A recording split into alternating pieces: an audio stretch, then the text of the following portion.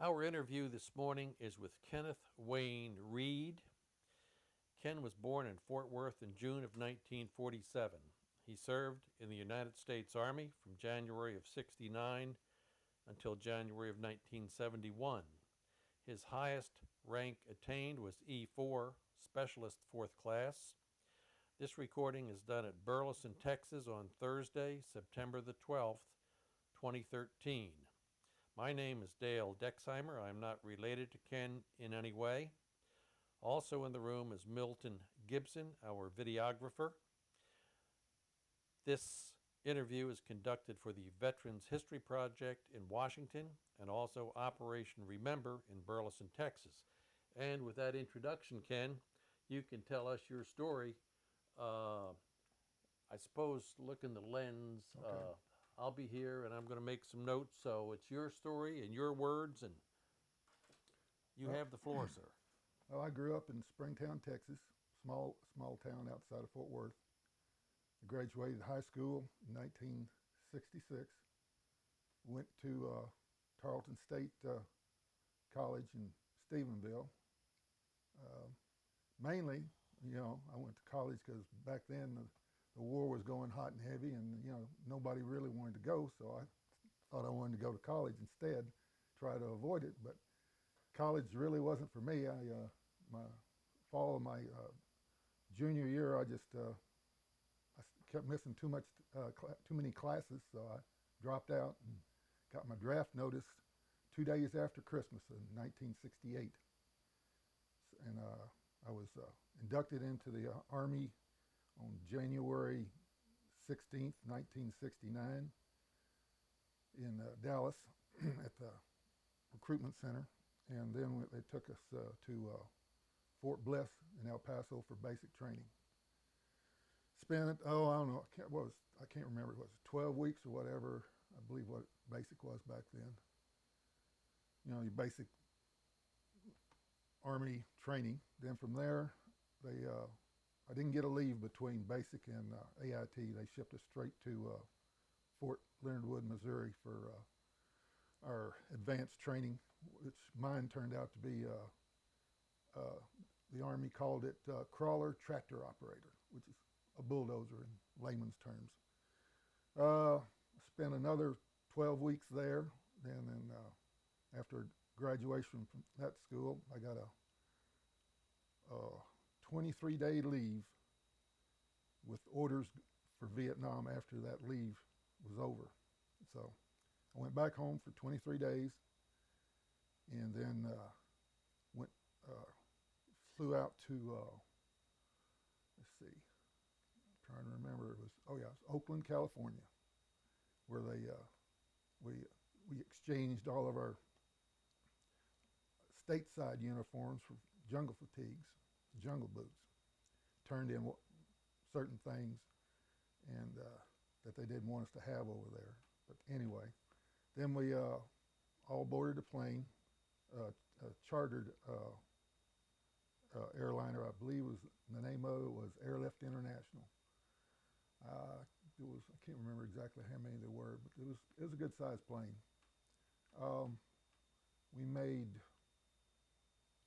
two refueling stops. We flew to Anchorage, Alaska to refuel there, then to trying to remember the base in Japan where we landed. I think it was Yokota, I believe was the place. I'm not sure. We refueled there, and then it was straight to Vietnam.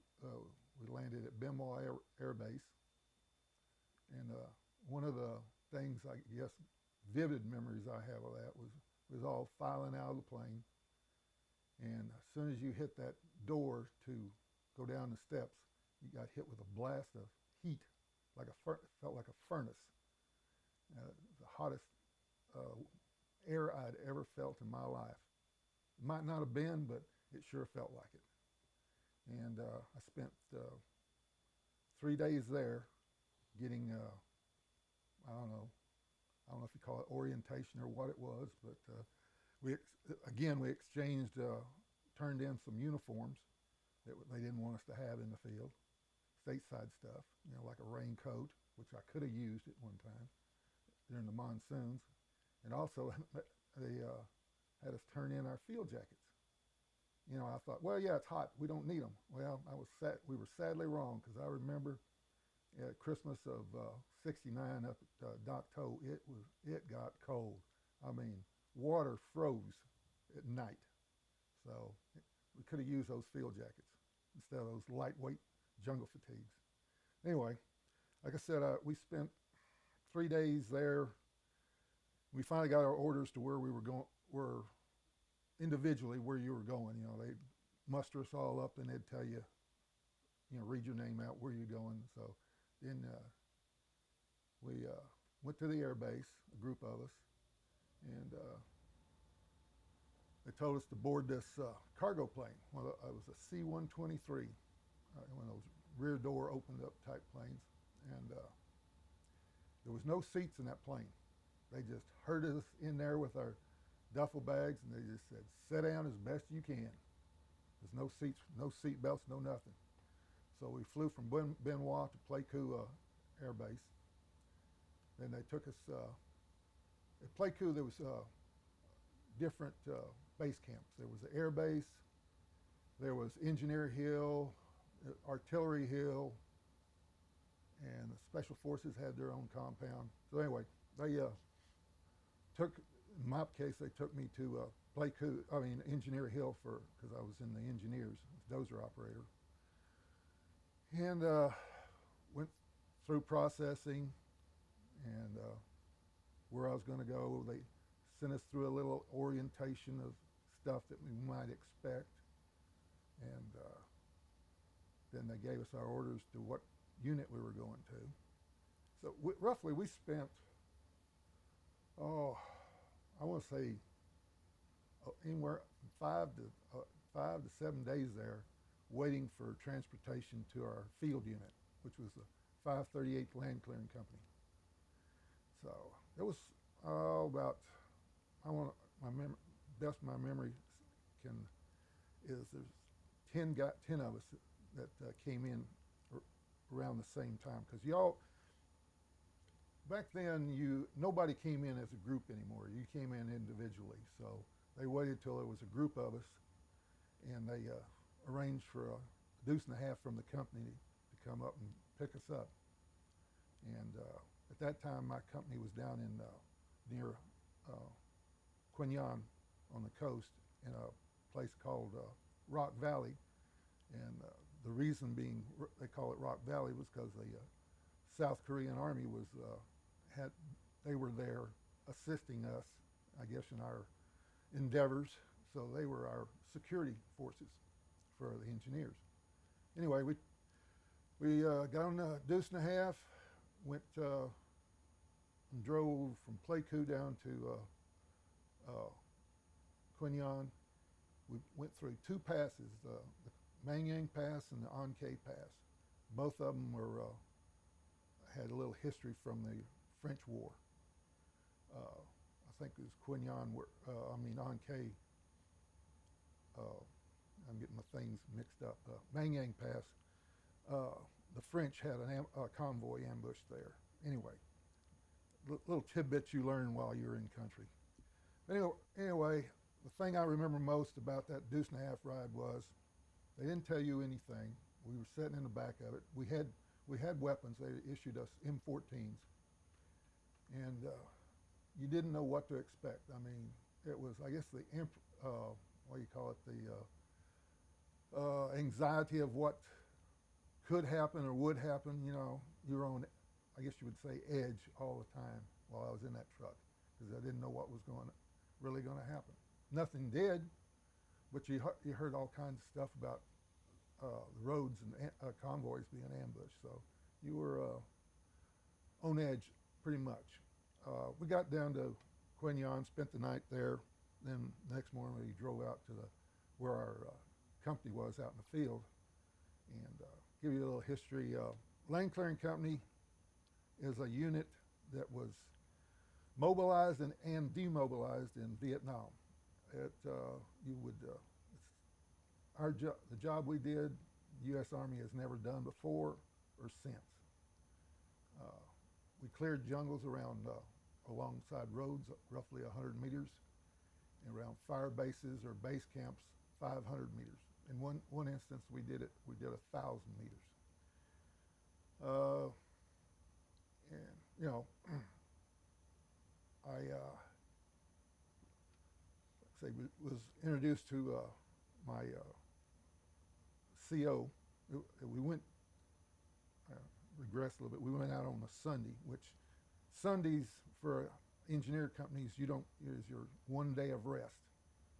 I say rest. You do maintenance in the morning, and the rest of the afternoon you have off. But the other 6 days of the week, you're out there working from sun up to sundown.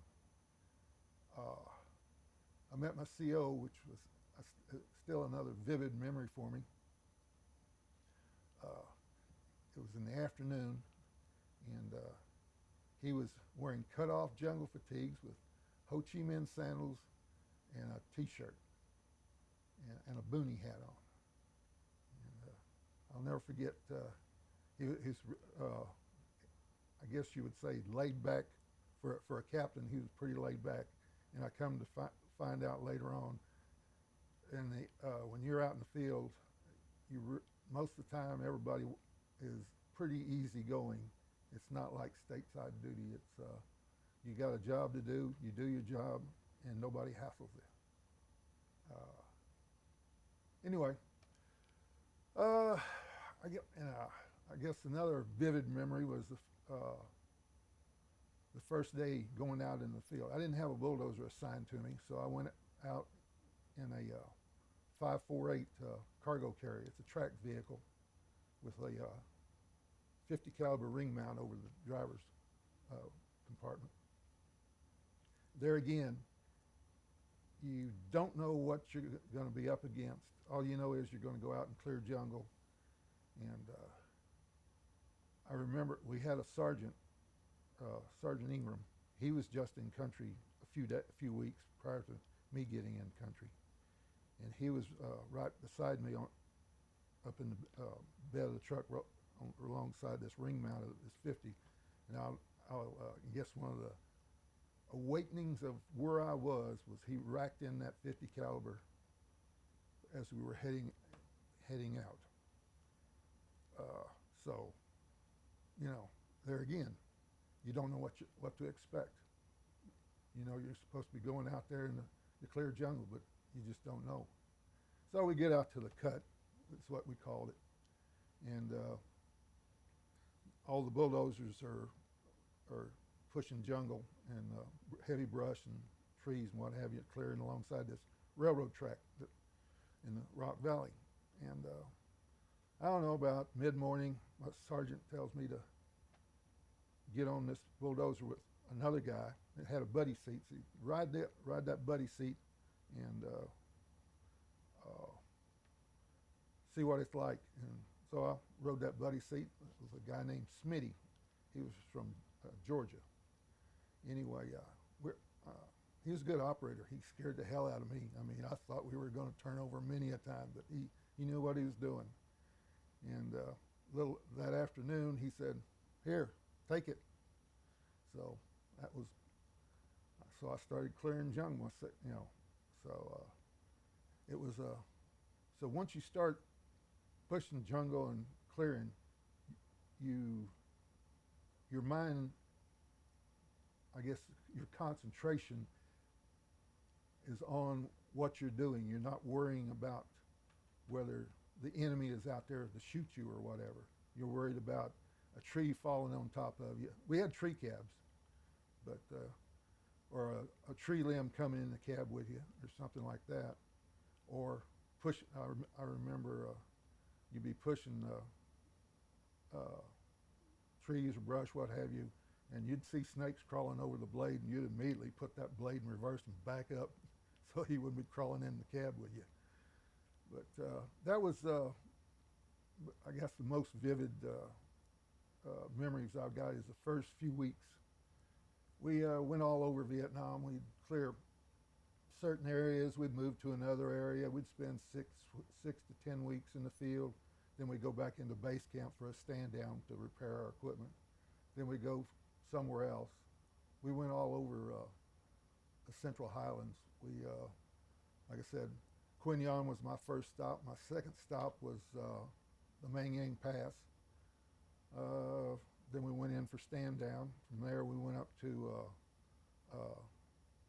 north, up through Kontum, Dokto, Ben Het. Worked our way up there. Ben Het was kind of memorable because we were only 3 clicks from the Cambodian border, and it was pretty hot up there. I mean, activity-wise, not heat. The commander of this one fire base that was 3 clicks off the border made a deal with our CO to clear an extra 500 meters around his base because he was constantly getting hit by Charlie mortars, artillery, what have you. And anyway, we left there. This was around Christmas time of 1969. Then we left and went down back into Pleiku for another stand down. Got some new equipment. At that time, I guess passed it up. One little incident that happened to me in the Rock Valley. Turned over a bulldozer. I was going up an incline, got on top of this big rock, which I didn't know was there because the brush was so heavy, and started sliding. Those iron tracks started sliding on top of that rock, and I hit the brakes, pulled the clutches, no avail. It just went sideways over on its side. I remember bailing out of that tree cab as quick as I could. And my platoon sergeant telling me, "Get back in there and shut that diesel off," because it was upside down. Anyway, I climbed back in and shut it off. And anyway, it didn't damage it much, just bent the cab a little bit. We righted it, but that was, and shortly after that, we got some 10-ton trucks in from where I don't know, but anyway, my sergeant pulled me off a bulldozer and said, since he knew I had some truck driving experience, he put me on a truck. To this day, I feel like he didn't want me to turn over another bulldozer again. So,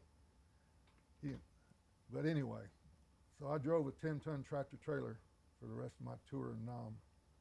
And I spent a lot of time away from the company, TDY duty with other guys, other outfits that needed stuff hauled. But when he put it out here,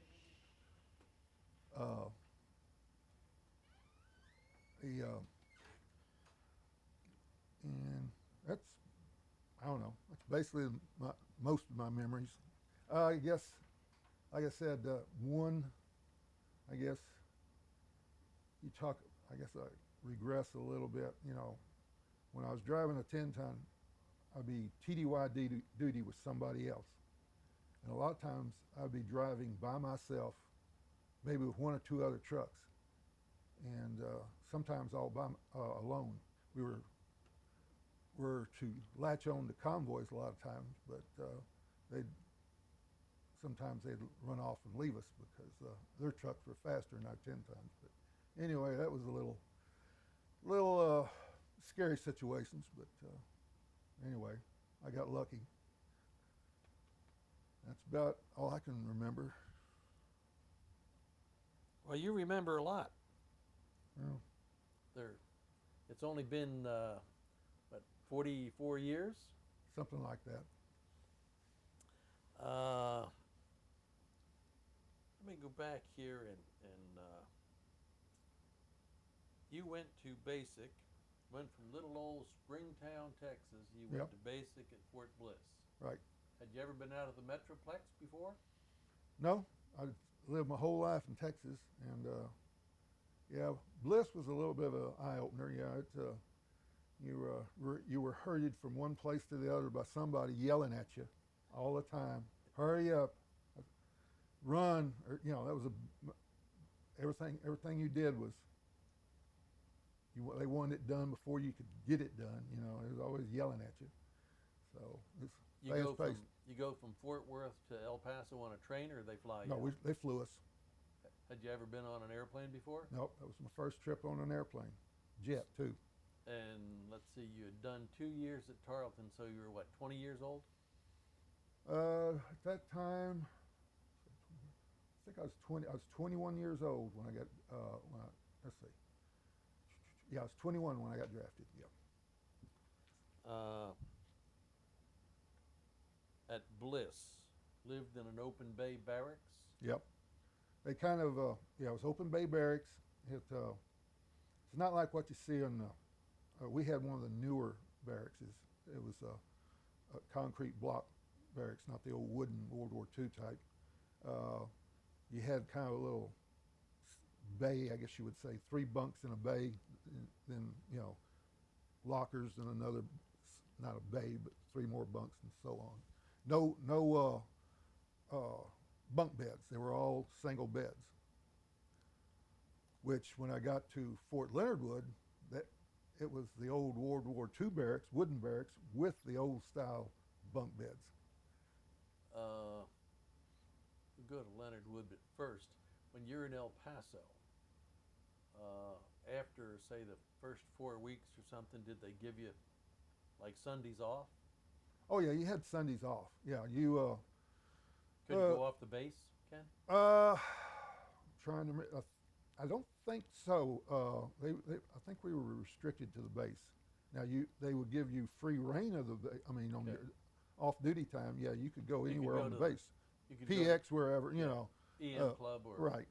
Okay. But, no, you couldn't. I think after we graduated, we had some guys did go to across the border to Mexico, but no, that Did time. they come back the next day, or they go Oh to yeah, jail? they come. No, they all came back. Okay.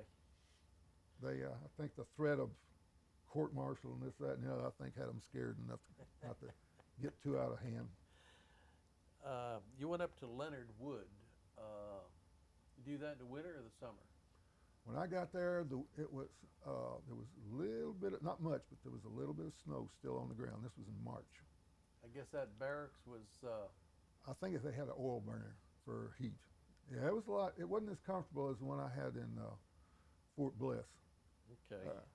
When Fort Bliss was probably only, I don't know, probably wasn't even 5 years old, but going to those World War II era barracks was something else. You were single all the Oh, time yeah. you were in the Army? Right. Okay. So you get a 23-day leave after Leonard Wood, and now you're some kind of certified crawler tractor operator. Right. Got a piece of paper says Yeah. you know what you're doing. Right. Yeah, they teach you all about how to push dirt, grading, and all this type of stuff in AIT. But when you get to Vietnam and it's land clearing, you know nothing about it. You have to learn on the job from the other guys who's been there. It's a little ahead of the program here, but they taught you how to be a heavy equipment operator. Right. When you got out, did you ever use any of that training? No. No. You went into something else after you got out. Yeah, when I got out, I got a job driving a delivery truck for a couple of years, and I finally got a job as an apprentice electrician, and that's what I've done for the past 40 years is electrician. Yeah. Oh, okay. You said when you got to Oakland you had to turn in some things. When you got to Nam you had to turn in some things. What? Clothing. Let's see. I'm trying to remember what. I think we turned in all our khaki uniforms in Oakland. Back then, we had dress khakis. Then they issued our jungle fatigues and jungle boots. Then when we got to Vietnam, I'm trying to remember, we turned in our field jackets. And let's see, what else? Turned in those, then they issued our steel pots and flak jackets. And I think, I can't remember if it was Oakland or Vietnam, we turned in our raincoats. But anyway, yeah, it's, the Army, they got their reasons, but, it's never common sense reasons. It says so in the manual, right? Yeah. When you were in country, you spent a full year in country. Yeah. 364 days, 365, whatever it Yeah, was. I landed 2nd of July with the time zone change and everything. I left 30th of June. So I didn't stay exactly a year, but with the time differential. You get any R&R time while you were in I country? could have gone R&R, but I don't know. I just want to get it, I had heard too many stories about I had traveled the roads too much in a truck, flying again somewhere. I didn't want to risk it. To this day, I do not like to fly. So I don't know what it is. I don't like flying. So you didn't go to Bangkok or any of No. those places. No, I stayed in country all the whole time. Did you have? I could have gone, for a 3-day R&R, or I could have taken a 7-day R&R. But the way I looked at it, it might have been rest and recuperation. I don't know if I'm pronouncing that right, but anyway, I probably would have gone and not wanted to come back. So I just didn't want to go somewhere and not have the dread of going back. So I just want to get it over with. In that full year, did you have any occasion to meet Vietnamese nationals? A few. I mean, I didn't get to know any of them personally. I mean, Did you ever go downtown? Oh yeah, that was? no, you went downtown for like every GI does, but you don't. You don't get to know them real well. They don't really. They back then, we were there. I guess the best way to put it, we were their income, basically. When we went downtown, that's all they cared about. Eating any of their restaurants? No. No. Didn't trust it? Didn't trust it. Didn't trust it. And this day, I will not set foot in a Vietnamese or any Oriental restaurant. I just don't like their food. Just the smell. I guess I smelt it too much when I was over there. The smell, I just don't like it. And I've seen, their, what do they call them? Their fertilized eggs or bloops or whatever. I can't know what they call them, but there's, they're eggs that they bury in the ground, let them ferment or whatever. No. Okay. I think if you've ever watched Survivor on TV, you've probably seen them. You mentioned the experience of the monsoon. You were there in the dry period and the wet period. Right. Well, you were there for a year. Sure you were. Yeah, in Rock Valley, it was hot, dry, and dusty. I mean, dust was thick at that time. I thought, I'd always heard, where's the jungles? Because everything in the Rock Valley was, I guess you would say, nothing higher. There was trees maybe 20 feet high, but nothing real thick. Not as what I envisioned, what you see on TV and the movies and what have you. Then the monsoons, when we got up to the Mangyang Pass, it was dry when we first got there, but then the season hit every day at 5 o'clock in the afternoon. You could see that wall of rain coming towards you. You could set your watch by it, and everything got wet. It was hard to keep anything dry. Vehicles around we made our own compounds. I mean, land clearing, we would push up a dirt berm, I would say 100 yards circle. Berm probably 12 feet high, and we'd have all our vehicles and all our tents and everything inside it. We'd build defensive positions in that berm. It was temporary. I mean, we'd spend maybe a week, 2 weeks at the most at one location. Then we'd move down the road and build another campsite. But during monsoons, the bulldozers running around. I mean, there was I can remember bulldozers with mud up to the top of their tracks. The ruts would get that bad from the wet and the dozers running on them, and trucks also. So if you woke up and you hung things out in the morning, would they dry before it started to rain again? Maybe, if you're lucky. Generally, it was wet all the yeah. time. One thing, being the engineers, we had it a lot. I guess you would say we, I don't know how to put it. Our living conditions were a lot better than the infantry guys. Matter of fact, we always had a platoon of armored infantry as security, may it be ARVN, Korean, or our own American. But anyway, Americans, infantry guys, used to love duty with us because we had a deuce and a half with a field kitchen on it. So we had hot meals. We even had hot meals trucked out to us in the cut where we was, we'd stop. Those old, I don't remember what they called them, but those big old military cans with that you put food in. But anyway, sometimes we'd have to eat C rations, but most of the time we had 3 hot meals a day because we had a headquarters company consisted of cooks and cooks helpers and what have you. And as far as talking about clothes, we had somebody would always be going back into base camp. One of the deuce and a halves would be going back and forth either for mail, supplies, or a fuel truck would be going back getting fuel. So we had our laundry sent in, and it was washed in base camp and brought back out to us. Oh. I mean, like I said, we were the engineers. I mean, we did. I guess I'm painting an easy life, but in some ways, yeah, we had good conditions. But when you're out pushing down trees, heavy jungle, from sun up to sundown, it's hard work. I mean, hard work with the possibility of getting shot.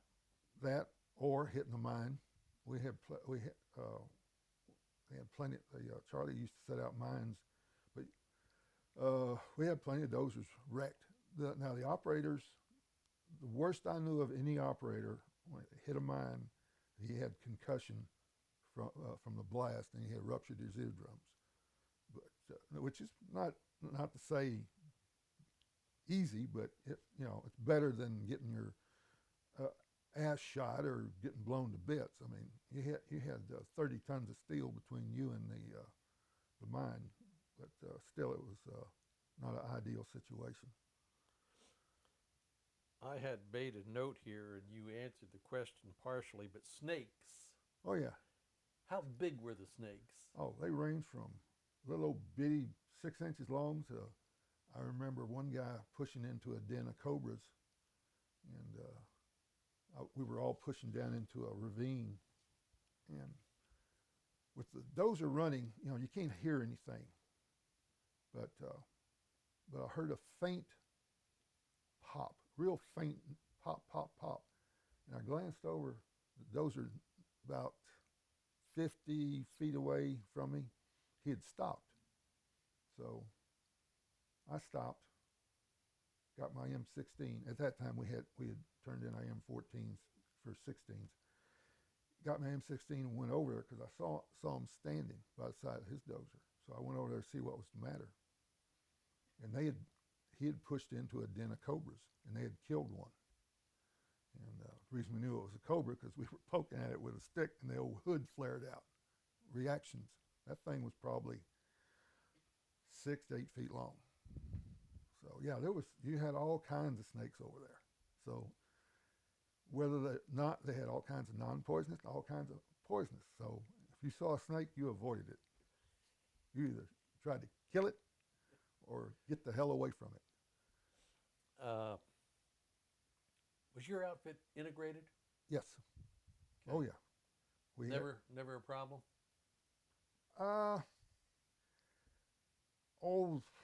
I won't say there was times when there might be some arguments, but as far as physicality between the races, no. But yeah, there'd be And times. You were from all over the country. Oh yeah, there was Hispanics, blacks, I don't remember having any Orientals in our company, but like I say, we had all I guess you would, I don't want to say main races, but all the prominent races in my company. Um, you went to the Rock Valley, and that was because you had South Korean, Yeah. Korean, not Vietnamese, South Yep, Korean. South Korean Army. Yep, So it's ROK. ROK, Rock Army. Yep. Okay, when you said it the first time, Now it took wasn't me a because while it was to- Rocky. And they Yeah. call it the Rock Valley because the ROK was that was their area of operations. They pretty tough troops. Yeah, they didn't like the Vietnamese. They didn't like them one bit. But I did talk to one of them. He was pretty. Got to know him fairly well, and he kind of said, the reason it's still broken English, but the reason we are here with you is because you helped us back in 1950. Uh-huh. Uh, First time you met the CO, kind of laid back, kind of Oh, yeah. casual. Mm-hmm. What did he carry for a weapon? 45. Okay. Sometimes I didn't see him carry a weapon. We've talked to a lot of people that Remington 870 pump shotgun was I saw we had an infantry outfit with us. I was back in base camp, and one of the infantry guys came back in with one of our trucks, and one of them was carrying a pump shotgun with him. That's the only time I ever saw one. Army issue. Yeah, so, yeah, it had a sling and everything. You went out in the field on a vehicle where you were up in the ring with a 50. Yeah, there was a ring mounted over the driver's cab, and there was the engine was behind the driver. Okay. You know, it was a platform. We were standing on top of the engine. It was a Detroit V6 diesel. Then behind us was like a deuce and a half. It had canvas cover on it. It was open. You know, it was a cargo carrier. But yeah, there was a 50 caliber over the. Did you have any training on that 50? Nope, but I have fired it. We used to have what we call mad minutes at night. You would be pulling guard duty, and the CP would call out. I forget what the term they used, but such and such commence fire. You know, for 60 seconds. All weapons. You know, on duty. So yeah, I fired a 50 caliber at night. That is something to see. Those tracers. Let's see here. Yeah, we had, as far as weapons, we had we had 450s mounted on 4 5.48s. Each platoon had an M60 and a M79 grenade launcher. One you know, among the operators. And the rest of us had M16s, and we'd all carry them on our bulldozers. We had How many bulldozers and how many men in your unit? I don't know exactly how many men, but we had 3 clearing platoons, a headquarters platoon, and a maintenance platoon. We had 10 bulldozers, well, in each of the clearing platoon. I guess you would call them clearing platoons. In other words, had 30 D70 bulldozers. Roughly 20 of them were equipped with Rome plow blades. These were specialized tree cutting blades. And we had 10 bull blades in the. That's normally what the civilian sees in construction sites. You know, push dirt, but you still can push down trees with them. Then maintenance, we had mechanics, we had air compressors, we had welders. You know, repair our equipment. Let's see. Plus headquarters, you know, which consisted, you know, the CO, the clerks, you know, radio operators, our medics. We had either 1 or 2 medics at all times with us in the field. Let's see. That's about all I can remember right now, for how the company. You get pulled off the bulldozer and you went to driving a truck. Right. The truck I was driving was a what they call a 10-ton. It's a heavy equipment hauler. It pulled a lowboy Lowboy. trailer. Okay. Like I said, when I wasn't busy hauling something for our company, you know, I'd be loaned out to somebody else.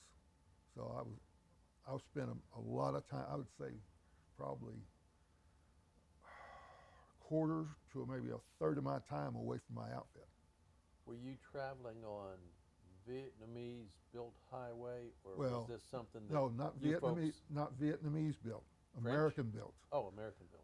Every bit of asphalt on that country. It was la- asphalt? Yes, was They were laid paved. by us. Okay. We had construction outfits out there. Yeah, they paved that road, and Charlie had. If there was a pothole, Charlie put a mine in that pothole. That was one of our. I remember one of our directives. Don't drive into a pothole because it may have a mine in it. Because he wouldn't be digging up asphalt. Oh yeah, there was asphalt plants there. There was rock quarry. We had rock quarries. I mean, there was a lot of construction over there. There was a lot of civilian construction over there. I remember one stand down. We had a civilian welder helping us. The thing about that was Civilian U.S. welder. yes, and I don't know. I don't remember who he was employed by, but I know he was a civilian. And the ironic thing about the whole deal was he came on our base camp, helped us, our welders, but at night he had to go downtown and stay. He couldn't stay on base.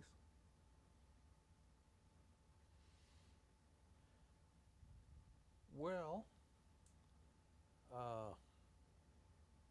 that's about what we have. We certainly appreciate the time you spent in the military. We appreciate the time you give us here and the fact that you've invited us to your reunion here, Kenneth.